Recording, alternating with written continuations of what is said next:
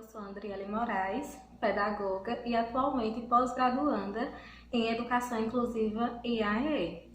Fui convidada pela estagiária Glenda e pelo estagiário John Lennon para falar um pouquinho sobre a inclusão da pessoa com deficiência na esfera social.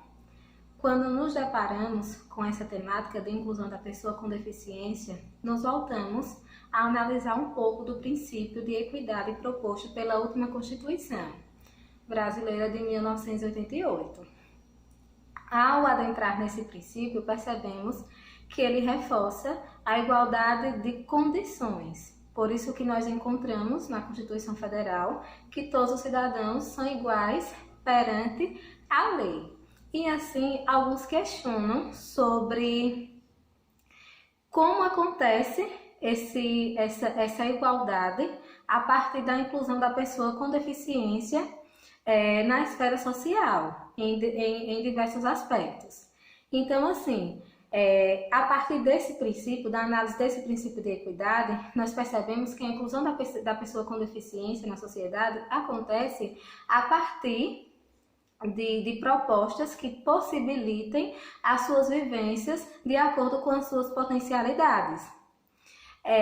Por isso que depois da Constituição Federal, alguns documentos surgiram justamente com a finalidade de trazer com mais detalhe como poderia acontecer o processo de inclusão, né? A Constituição aí como um documento macro e assim portarias e leis surgiram justamente para orientar como seria esse processo de inclusão da pessoa com deficiência. Então, nós percebemos que até o momento, inclusive o Estatuto da Pessoa com Deficiência confirma cada vez mais isso, que a inclusão efetiva no Brasil, infelizmente, ainda não aconteceu, justamente porque algumas barreiras não foram superadas. E essas barreiras têm influenciado e impedido a efetiva inclusão na sociedade brasileira.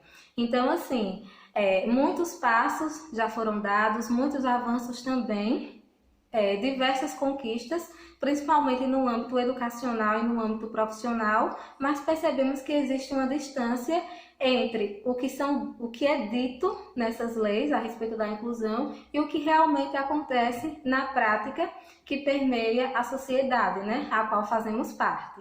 Então, ao falar um pouco sobre isso, também nos concentramos a um termo, né, utilizado muito quando falamos sobre inclusão, que é justamente a acessibilidade. Existem diversas barreiras, como eu falei, que impedem a efetiva inclusão. E quando nós nos voltamos a esse conceito de acessibilidade, nós percebemos que a partir do momento em que houver a superação delas, vivenciaremos situações em que envolve a própria acessibilidade, porque a acessibilidade já traz isso em seu termo, né? Que a superação de barreiras essas que impedem a vivência social das pessoas que apresentam algum tipo de deficiência.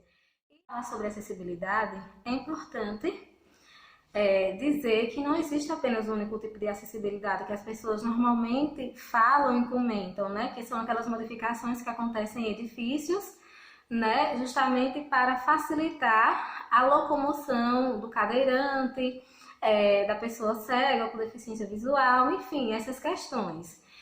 Mas a gente precisa perceber que a acessibilidade não se limita à superação das barreiras arquitetônicas, que é a mudança, a modificação do espaço físico, mas também inclui outros aspectos também.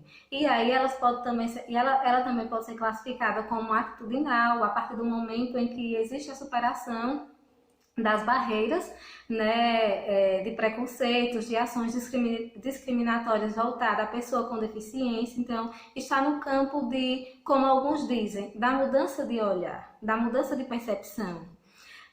Um outro tipo de acessibilidade é a metodológica, que está intimamente ligada com o processo educativo, em que muitas escolas necessitam mudar, adaptar, na verdade, né, o seu currículo de acordo com a necessidade que os alunos apresentam, reconhecendo que existem aprendizagens múltiplas e que o processo de ensino-aprendizagem precisa estar centrado no aluno.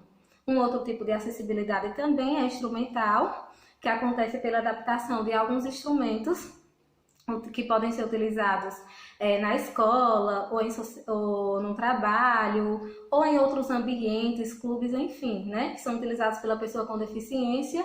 Na escola nós costumamos dar um exemplo muito corriqueiro, né, que é justamente a criança quando não consegue ter esse movimento de coordenação motora fina, né, fechando a mão, por exemplo. Alguns professores fazem os engrossadores de lápis, são feitos com EVA até ficar na espessura que o aluno consiga manipular. E no trabalho também isso é feito em clubes, por exemplo, principalmente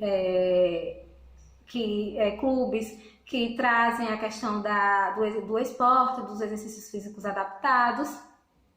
A comunicacional também é um tipo de acessibilidade que promove, que propõe abonar, né, qualquer tipo de barreira que impede a comunicação.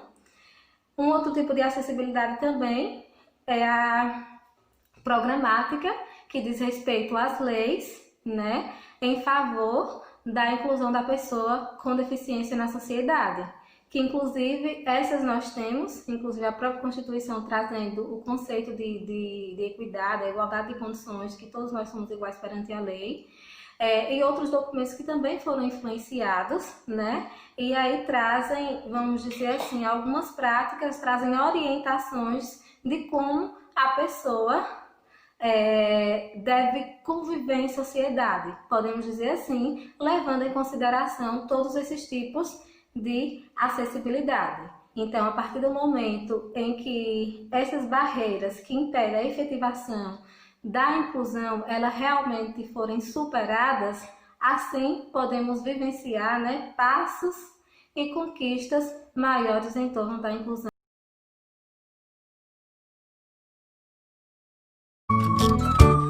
Tão legal, ó minha gente, perceber que é mais feliz quem compreende que a amizade não vê cor nem continente e o normal está nas coisas diferentes.